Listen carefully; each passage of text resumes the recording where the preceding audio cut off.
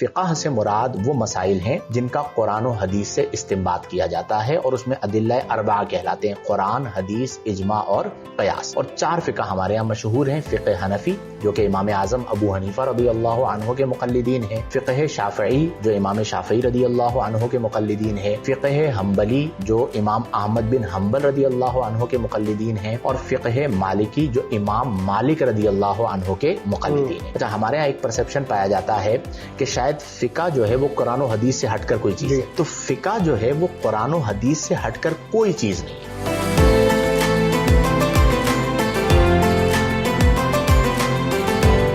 بسم اللہ الرحمن الرحیم۔ لاکھوں کروڑوں درود و سلام آپ صلی اللہ علیہ وسلم اور ان کی آل پر۔ خدائے کائنات کا صد شکر جس نے رمضان جیسا بابرکت مہینہ عطا کیا۔ ناظرین کرام، آج کا ہمارا موضوع فقہ کیا ہے، تقلید کیا ہے اور تقلید کیوں کرنی چاہیے، اس پر بات کریں گے۔ اس پر بات کرنے کے لیے ہمارے ساتھ جو شخصیت موجود ہے وہ بہت ہی مشہور اور معروف، انتہائی قابل احترام جناب مفتی محمد شاہد مدنی صاحب۔ السلام علیکم حضرت، آپ کو خوش آمدید کہتے ہیں۔ وعلیکم السلام، بہت شکریہ۔ مفتی صاحب یہ بتائیں کہ فقہ بیسیکلی کیا ہے، تقلید کیا ہے، فقہ کیا ہے اور یہ کیوں ضروری ہے؟ دیکھیں، لغت عرب میں فقہ کا معنی ہوتا ہے سمجھ، اور یہاں پر جب ہم فقہ کہتے ہیں یا فقہ عرف عام میں کہہ دیا جاتا ہے، اس سے مراد وہ مسائل ہوتے ہیں جن کو قرآن اور حدیث سے نکالا گیا ہے۔ مثال کے طور پر نماز کے مسائل یہ فقہ ہے، طلاق کے مسائل یہ فقہ ہے، وضو کے مسائل، غسل کے مسائل، اور اس کے علاوہ بہت سارے ابواب ہیں۔ قرآن حدیث مبارکہ میں نبی کریم صلی اللہ علیہ وسلم نے فرمایا کہ من یرید اللہ بہ خیرا یفقہہ فی الدین، کہ اللہ تعالیٰ جس سے بھلائی کا ارادہ فرماتا ہے اسے دین کی سمجھ عطا فرماتا ہے۔ قرآن میں اللہ نے ایک مقام پر ارشاد فرمایا کہ فَاسْأَلُوا أَهْلَ الذِّكْرِ إِن كُنتُمْ لَا تَعْلَمُونَ، اگر تم نہیں جانتے تو تم سوال کرو ان لوگوں سے جو جانتے ہیں۔ تو اور اسی طرح فرمایا قُلْ هَلْ يَسْتَوِي الَّذِينَ يَعْلَمُونَ وَالَّذِينَ لَا يَعْلَمُونَ، کہ آپ فرما دیجئے کہ کیا وہ لوگ جو جانتے ہیں اور وہ لوگ جو نہیں جانتے وہ برابر ہو سکتے ہیں؟ استفہام انکاری ہے، یعنی جاننے والے اور نہ جاننے والے برابر نہیں ہو سکتے۔ تو ہمارے یہاں فقہ سے مراد وہ مسائل ہیں جن کا قرآن و حدیث سے استنباط کیا جاتا ہے اور اس میں ادلہ اربعہ کہلاتے ہیں: قرآن، حدیث، اجماع اور قیاس۔ اور چار فقہ ہمارے یہاں مشہور ہیں: فقہ حنفی جو کہ امام اعظم ابو حنیفہ رضی اللہ عنہ کے مقلدین ہیں، فقہ شافعی جو امام شافعی رضی اللہ عنہ کے مقلدین ہیں، فقہ حنبلی جو امام احمد بن حنبل رضی اللہ عنہ کے مقلدین ہیں، اور فقہ مالکی جو امام مالک رضی اللہ عنہ کے مقلدین ہیں۔ اچھا، ہمارے یہاں ایک پرسپشن پایا جاتا ہے کہ شاید فقہ جو ہے وہ قرآن و حدیث سے ہٹ کر کوئی چیز ہے۔ یہ میرا سوال بھی جی، تو فقہ جو ہے وہ قرآن و حدیث سے ہٹ کر کوئی چیز نہیں ہے، بلکہ فقہ قرآن اور حدیث کا نچوڑ ہے۔ اسے آپ یوں سمجھیے کہ ایک عام آدمی ہے، اس نے نماز پڑھنی ہے۔ اب ایک عام آدمی کو جس کا کوئی مطالعہ نہیں ہے، کیا وہ نماز کے مسائل ڈائریکٹ قرآن کھول کے حل کر سکتا ہے؟ کبھی بھی نہیں۔ کیا نماز کے مسائل ڈائریکٹ حدیث کھول کے حل کر سکتا ہے؟ اگر آپ صرف قرآن لے کر بیٹھے ہیں تو آپ فجر کی 2 رکعت، ظہر کی 4 رکعت، عصر کی 4 رکعت، مغرب کی 3 رکعت اور عشاء کی 4 رکعت قرآن سے ثابت کر کے بتائیں، کہیں پر بھی آپ کو نہیں ملے گا۔ تو وہ علماء کرام جنہوں نے اپنی پوری زندگی دی کس کو؟ قرآن اور حدیث کو، اور قرآن اور حدیث سے مسائل نکالے اور ان مسائل کو مرتب کر کے امت کو دے دیا۔ اب امت اس پر عمل کر رہی ہے تو اس پر کیا اعتراض ہے؟ لوگوں کو یوں اغوا کیا جاتا ہے یا گمراہ کیا جاتا ہے کہ آپ فقہ کی بات نہ کریں، آپ قرآن و حدیث کی بات کریں۔ تو یہ جو فقہ آئی ہے ان سے پوچھا جائے کہ بھئی یہ کہاں سے آئی ہے؟ کسی کے اپنے اقوال تو نہیں ہے۔ جتنی بھی فقہ ہیں، فقہ اربعہ کی اگر میں بات کروں، یہ تمام کی تمام قرآن و حدیث سے نکالی گئی۔ بلکہ میں آپ کو ایک اور چیز بتاؤں، امام اعظم کے یہاں ایک قول کی وضاحت ملتی ہے۔ ایک ہوتا ہے امام اعظم کا قول سوری اور ایک ہوتا ہے امام اعظم کا قول ضروری۔ اب قول سوری کیا ہے کہ وہ بات جو امام اعظم نے خود کہی، اور قول ضروری کیا ہے؟ وہ امام اعظم کا ایک قول ہے۔ آپ نے فرمایا کہ اذا صح الحدیث فہو مذہبی۔ آپ نے فرمایا کہ ایک طرف تمہیں میرا قول ملا اور اس کے مقابلے میں تمہیں صحیح حدیث ملی، تو امام اعظم فرماتے ہیں کہ میرا قول میرا مذہب نہیں ہے، بلکہ وہ جو حدیث ملی ہے فرمایا فہو مذہبی، وہ میرا مذہب ہے۔ واہ واہ واہ، اس کا مطلب یہ ہوا کہ امام اعظم نے اتنی احتیاط برتی کہ اگر میرے قول کے مقابلے میں حدیث آ جائے گی تو تم میرے قول کو نہیں لوگے بلکہ حدیث کو لوگے۔ اور امام اعظم رضی اللہ عنہ کے جتنے بھی اقوال ہیں بالعموم ان میں قرآن و حدیث کا حوالہ موجود ہوتا ہے۔ اگر بالفرض کسی مسئلے کے اندر قرآن و حدیث ساکت ہوں یعنی خاموش ہوں تو پھر وہاں پر اجتہاد اور قیاس کیا جاتا ہے، لیکن اس کے اندر بھی قرآن و حدیث کے اصول کو ملحوظ نگاہ رکھا جاتا ہے۔ تو یہ بنیادی طور پر فقہ ہے، اسے ہمارے معاشرے میں لڑائی کا سبب نہیں بنانا چاہیے، وجہ نزاع نہیں۔ جیسے ہمارے یہاں ہوتا ہے نا کہ جی آپ تو حنفی ہیں، آپ تو تقلید کر رہے ہیں اور تقلید حرام ہے وغیرہ وغیرہ، ایسا نہیں ہے۔ تقلید اگر کر بھی رہے ہیں تو کسی فاسق و فاجر کی نہیں کر رہے، امام اعظم کی کر رہے ہیں یا امام شافعی کی کر رہے ہیں، جن 4 ائمہ کو امت مسلمہ کے اندر ایک پذیرائی اور علمی طور پر ایک مقام حاصل تھا، اور ان 4 کی جو فقہ ہے وہ قرآن و حدیث سے مستفاد ہے۔ اچھا حضرت، آج کل چونکہ سوشل میڈیا کا دور ہے، یوٹیوب، فیس بک اور دوسری سائٹس، تو بہت سارے لوگ بیٹھ جاتے، تو وہ اعتراض کرتے ہیں کہ بھائی جب قرآن و حدیث سے میں مسئلہ نکال سکتا ہوں، اور جو یوتھ ہے، نوجوان ہے، وہ آپ کو پتا ہے ہر دور میں جو ہے وہ ہر چمکنے والی چیز کو سونا سمجھ رہی ہوتی ہے، تو وہ جو انہیں دیکھ کے اٹریکٹ ہو جاتے ہیں، اور پھر برملا انہوں نے قرآن نہیں پڑھا ہوگا، حدیث نہیں پڑھی ہوگی، تفاسیر نہیں پڑھی ہوگی، حدیث کا علم نہیں پڑھا ہوگا، فقہ نہیں پڑھا ہوگا، لیکن وہ برملا یہ کہتے ہیں کہ میں قرآن و حدیث سے مسئلہ نکال لیتا ہوں، اور وہ کس کو سن کر؟ اس بندے کو جو اسکرین کے اس پار بیٹھا ہوا ہے۔ ایسے لوگوں کے لیے آپ کی کیا رائے ہے؟ ایسے لوگوں کو میں کہوں گا کہ بھیا کسی عالم ربانی کے پاس جائیں، ان کی صحبت اختیار کریں، اور یہ جو آپ اتنا بڑا دعویٰ کر رہے ہیں نا کہ قرآن و حدیث سے میں ڈائریکٹ نکال سکتا ہوں، اس دعوے کی اصلاح کریں۔ اچھا، ایسا نہیں ہے کہ آپ کو قرآن و حدیث پڑھنے سے ہم روک رہے ہیں، آپ قرآن و حدیث پڑھیں، لیکن میں آپ سے پوچھتا ہوں کہ آپ کا جو فہم ہے قرآن و حدیث سے مسئلہ نکالنے کا، وہ فہم اور امام اعظم ابو حنیفہ رضی اللہ عنہ کا جو فہم تھا، ان دونوں میں اعلیٰ فہم کون سا ہے؟ کیونکہ انہوں نے پوری زندگی قرآن و حدیث کو دی، اور ان کی زندگی میں شہرت کی طلب نہ تھی، مال کی طلب نہ تھی، اور عز و جاہ کی طلب نہ تھی، نمبر 1۔ نمبر 2 یہ ہے کہ امام اعظم کا جو زمانہ ہے وہ نبی کریم کے زمانے کے زیادہ قریب ہے یا ہمارا زمانہ نبی کریم کے زمانے کے زیادہ قریب ہے؟ صحیح بات ہے، وہ قریب تابعین کا زمانہ ہے، ٹھیک ہے، صحابہ سے ان کی ملاقات ثابت ہے، اور وہ اس زمانے کے اندر موجود ہیں جو نزول قرآن کے زمانے کے بالکل قریب ہے۔ اور نبی کریم صلی اللہ علیہ وسلم نے فرمایا کہ خیر القرون قرنی، سب سے بہترین زمانہ میرا زمانہ ہے، ثم یلونہم ثم یلونہم، پھر وہ زمانہ جو اس سے ملا ہوا ہے یعنی تابعین کا، پھر وہ زمانہ جو ان سے ملا ہوا ہے یعنی تبع تابعین کا، یہ 3 جو ہے وہ خیر القرون کہلاتے ہیں۔ تو آپ آج اگر 1450 سال کے بعد سطحی طور پر یا اردو کتابیں پڑھ کے یا کسی اور مقرر کو سن کے یا کتب کو پڑھتے ہوئے اسحاق راہوے ایک ہے اس کا قول لے کر جو کہ غیر مفتہ بھی ہے، آپ ایک نیا موقف بنا کر پیش کر دیں گے تو اس سے امت میں انتشار ہوگا۔ اچھا، پھر آپ یہ بتائیے کہ آپ یہ کہنے کہ میں قرآن و حدیث سے نکال سکتا ہوں، کیا ہر بندہ نکال سکتا ہے؟ نہیں۔ اب یہاں پر 4 افراد بیٹھے ہوئے ہیں، وہ ڈائریکٹ قرآن و حدیث سے نکال سکتے ہیں؟ بلکہ یہاں تو عالم یہ ہے اپنا نام تک نہیں لکھ سکتے، جی، اس طرح کی عوام ہے۔ بالکل۔ اب سوال یہ ہے کہ وہ امام اعظم سے تو نہ پوچھیں، آپ سے پوچھیں، ٹھیک ہے؟ واہ واہ واہ واہ، بھائی آپ سے بھی تو پوچھ رہے ہیں نا، تو وہ آپ سے پوچھیں تو ٹھیک ہے، آپ کہتے ہیں یہ ٹھیک ہے، اور امام اعظم سے پوچھیں تو آپ کہتے ہیں یہ تقلید حرام ہو گئی ہے۔ تو آپ کے مقابلے میں امام اعظم زیادہ مستند ہیں، تو اس لیے شرعی طور پر جو ائمہ اربعہ ہیں ان میں سے کسی ایک کی تقلید کی جائے اور ان کے وضع کردہ مسائل پر عمل کیا جائے۔ اچھا حضرت، ایک اور اعتراض یہ ہوتا ہے کہ یہ جو 4 ائمہ کرام پہ اتفاق ہوا ہے، یہ کوئی ڈیوائن گائیڈنس تو نہیں ہے، اللہ کی طرف سے تو نہیں ہے، یہ تو ہمارا خود کا انسانوں کا بنایا ہوا ہے نا۔ 4 کیوں؟ 4 سے زائد بھی ہو سکتے تھے، 5 بھی ہو سکتے تھے، 6 بھی ہو سکتے تھے، 10 بھی ہو سکتے تھے، 20 بھی ہو سکتے تھے۔ اس سوال کا کیا جواب؟ بالکل ہو سکتے تھے اور ہو سکتے ہیں، لیکن مسئلہ یہ ہے کہ اس لیول کا علم تو لے کر آئیے نا آپ، نمبر 1۔ نمبر 2 یہ ہے کہ یہ جو ائمہ اربعہ ہیں، امام اعظم، امام شافعی، امام مالک، امام احمد بن حنبل، انہوں نے جس انداز میں قرآن و حدیث سے مسائل کو نکال کر فقہ کو مدون کیا، اس انداز میں کسی اور نے نہیں کیا، ٹھیک ہے؟ اور ان 4 کا جو ماخذ ہے وہ قرآن اور حدیث ہی ہے۔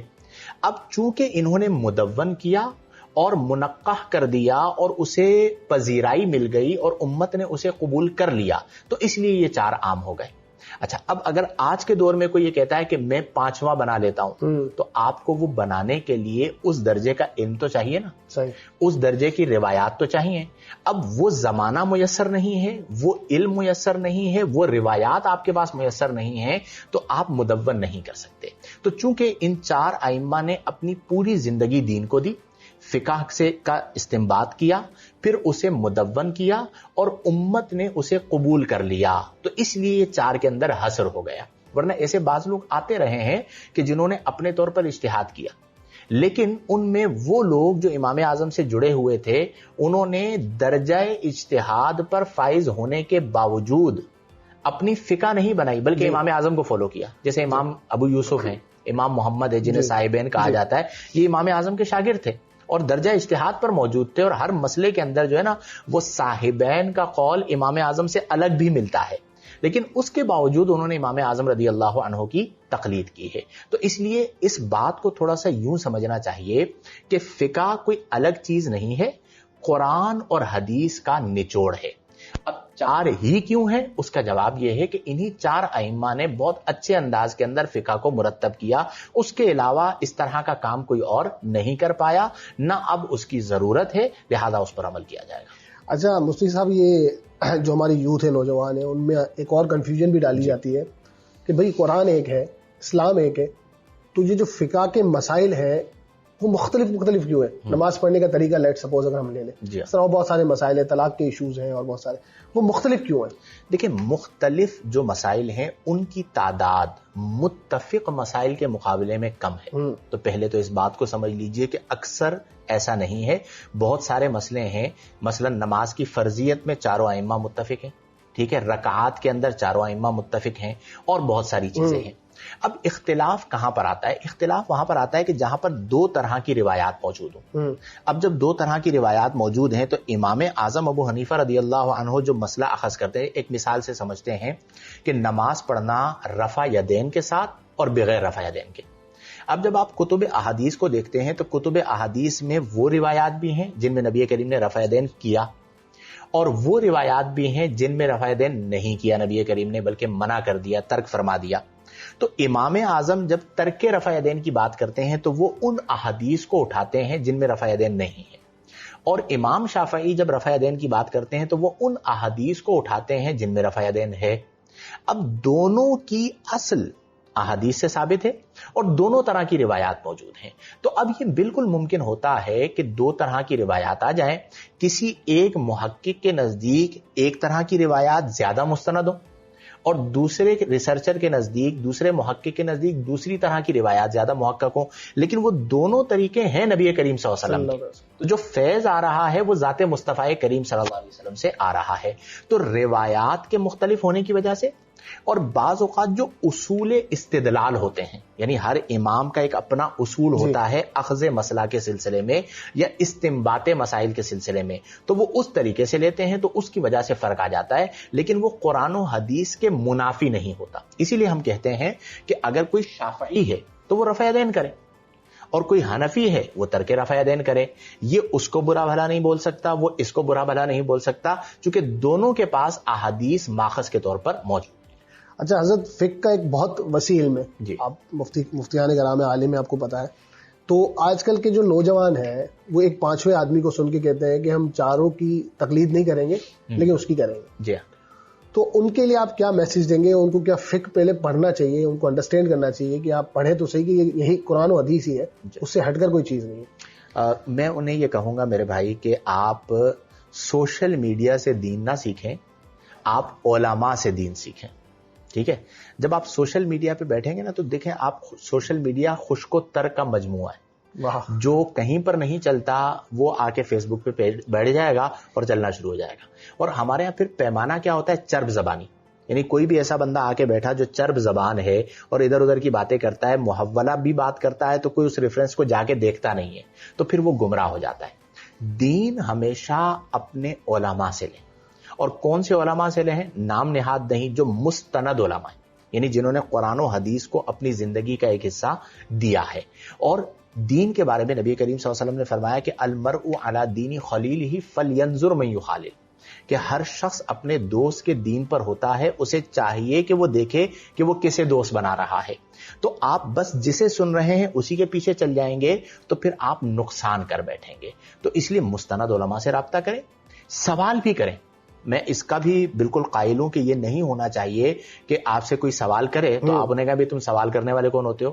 آپ جب مستند علماء تک پہنچتے ہیں تو وہ آپ کو مسکت جواب دیتے ہیں. لیکن جب آپ محاذ آرائی کر لیتے ہیں نا کہ آپ اپنے ذہن میں یہ بنا لیتے ہیں کہ میں جسے سن رہا ہوں یہ سپیریئر ہے، ٹھیک ہے، اور اب اس کے مقابلے میں کوئی قرآن بھی پڑھے گا تو میں اسے قبول نہیں کروں گا، یہ والی حرکت ہے کہ جسے ہم تعصب کہتے ہیں. اگر اس نے ایک بات کی ہے اور اس کی بات کے اندر تضاد ثابت ہو جائے تو آپ اسے چھوڑ دیجئے. اور دین کے قریب کیوں آتے ہیں؟ سکون کے لیے. اب ہمارے ہاں لوگ نماز نہیں پڑھتے اور اس طرح کی بحثوں پر 4-4 گھنٹے گزار دیتے ہیں، ایک دوسرے کو چیلنج کر رہے ہوں گے اور اپنے وقت کو ضائع کر رہے ہوں گے اور دھمکیوں پر اتر آتے ہیں، لڑ پڑتے ہیں. یہ جو مزاج ہے اس نے دین کا بیڑا غرق کر دیا. اور اس میں وہ لوگ بھی جو اپنے آپ کو سو کالڈ اسکالر کہتے ہیں. آپ مجھے بتائیے کہ جو زبان اب استعمال کی جاتی ہے، آپ نے کبھی سوچا تھا کہ ایک عالم کہلانے والے کی یہ زبان ہوگی؟ بالکل. بدتمیزی، بد کلامی، جملے کسنا اور عجیب و غریب جملے، مطلب جو آپ کو کانوں پر اچھے بھی نہیں لگتے. اخلاقیات کا جنازہ نکال دیا. علماء وہ ہوں گے یا عالم ربانی اسے کہا جائے گا جس کے اخلاق محمدی کے مطابق.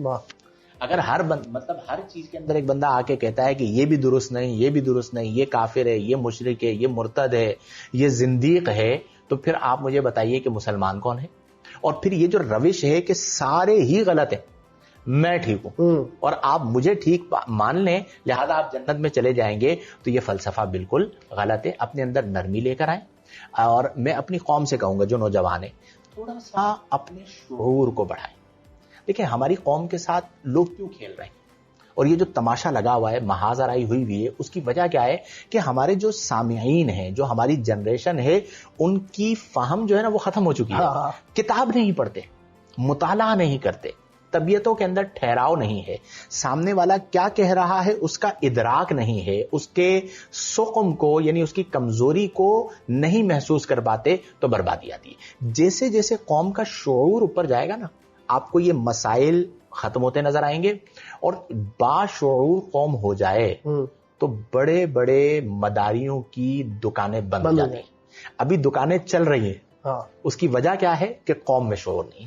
جس دن قوم میں شعور آ گیا، اور وہ شعور کہاں سے آئے گا؟ قرآن و حدیث سے، کتاب سے، یا محقق علماء کرام کی صحبت سے، تو انشاءاللہ بہتری آ جائے گی. اچھا، آپ نے شعور کی بات کی تو مجھے ایک شعر یاد آ گیا کہ فرشتے سے بہتر ہے انسان ہونا مگر اس میں محنت لگتی ہے زیادہ. جی.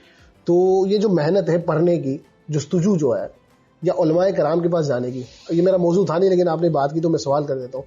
آپ کو نہیں لگتا ایک طرف تو یہ یوتھ ہے، دوسری طرف علماء کرام بھی جو ہے ان میں تکبر آ گیا ہے، اس میں بہت زیادہ جو ہے وہ ایگو، انا، اور وہ رسائی بھی اس طرح کی نہیں ہے جس طرح ہونی چاہیے. اب ظاہر سی بات ہے جب نوجوان، چونکہ ایسی بات ہے نوجوان ہے، خون گرم ہے، ان کو ان کی سطح پہ جا کے نہیں سمجھایا جائے گا تو پھر وہ کہیں اور جائیں گے. کیونکہ میں آپ کو ذاتی طور پہ جانتا ہوں، آپ کی روش ہمیشہ سے یہ رہی ہے کہ آپ نوجوانوں کو ان کے لیول پہ آ کے سمجھاتے ہیں. تو اس بارے میں آپ کی کیا رائے ہے؟ میں ایک بات عرض کرتا ہوں، بڑا اہم سوال آپ نے کیا ہے اور ہمارے طبقے سے متعلق ہے کہ جی علماء میں تکبر آ گیا یا ان تک رسائی نہیں رہی یا کوئی سوال کرے اسے ڈانٹ دیتے ہیں.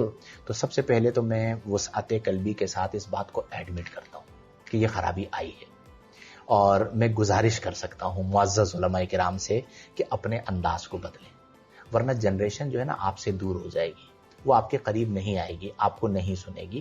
بعض لوگوں میں یہ چیزیں آئیں جس کا ختم ہونا بہت ضروری ہے، لیکن اس کے ساتھ ساتھ ایک پروپیگنڈا بھی ہے.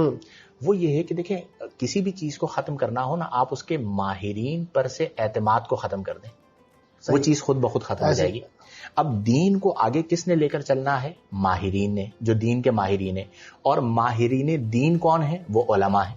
تو عوام کے اندر ایک سوچ ڈال دی گئی کہ آپ کا اعتماد علماء سے ختم ہو جائے. وہ جب سوچ پنپتی چلی گئی تو ڈسٹینس آتا چلا گیا بٹوین پبلک اینڈ علماء. یعنی عوام اور علماء کے درمیان دوریاں آتی چلی گئی، اس دوریوں کا نقصان ہوا. تو علماء کرام احترام بلکہ یوں کہہ لیجیے شفقت کا مظاہرہ کریں اور عوام جو ہے وہ احترام کا مظاہرہ کریں. نقصان کہاں پر ہو رہا ہے کہ جنہیں شفقت کرنی ہے وہ سختی کر رہے ہیں اور جنہیں احترام کرنا ہے وہ تنقید کر رہے ہیں اور بدتمیزی بھی کر رہے ہیں، بد کلامی بھی کر رہے ہیں. تو خرابیاں آتی چلی جائیں گی. ہمیں اپنے ماحول کو، اور یہ چند لوگ ہیں جنہوں نے لوگوں کو جری کیا اپنے مفادات کے لیے، پوچھو ان سے. اچھا مستند علماء سے آپ جب پوچھیں گے تو وہ آپ کو پیار محبت سے بٹھائیں گے، جواب بتائیں گے. اگر اس وقت جواب نہیں پتا ہوگا تو آپ کو یہ کہنے میں کوئی عار محسوس نہیں کریں گے کہ میں آپ کو مطالعہ کر کے یا پڑھ کے بتا دوں گا. اس میں کون سی خرابی کی بات ہے؟ لیکن آپ جاتے ہیں خطیب کے پاس اور اعتراض کرتے ہیں عالم پر. تو آپ پہلے تو عالم اور خطیب میں فرق بھی تو کریں. آج آپ بڑا عالم اسے سمجھتے ہیں جس کے ملینز کے اندر سبسکرائبرز ہیں، ٹھیک ہے. آپ بڑا عالم اسے سمجھتے ہیں جس کے اجتماع کے اندر لاکھوں لوگ آ جائیں. یہ خطبہ ہیں، علماء نہیں، چرب زبان بھی ہو. تو آپ جائیں خطیب کے پاس اور اب آپ کو جواب نہ ملے تو آپ کہیں عالم برا ہے. تو آپ کے شعور کا حال تو یہ ہوا کہ آپ عالم اور خطیب میں فرق نہیں کر پا رہے اور آپ بس شہرت والے کے پیچھے چلتے چلے جا رہے ہیں. تو خرابیاں آئیں گی. مستند عالم کے پاس جائیں گے تو معاملات حل ہوں گے. عوام کو میں یہ کہوں گا کہ وہ احترام کے دامن کو تھامیں، علماء شفقت کے دامن کو تھامیں. یہ ہمارے آقا کے امتی ہیں، ہمیں ان سے پیار ہے، ہمیں چیزوں کو لے کر چلنا ہے، نزاع جھگڑا نہیں کرنا. اور یہ ایک بیماری ہے، میں اختتاماً یہ بات کہہ دیتا ہوں کہ وائرل ہونے کے شوق نے ہم سے ہمارے دین کا بیڑا غرق کروایا. بعض لوگ ایسا تھمبنیل بنائیں گے، اس میں ایسے جملے ڈالیں گے کہ بس پبلک میرے پاس آ جائے اور مجھے ویوز مل جائیں.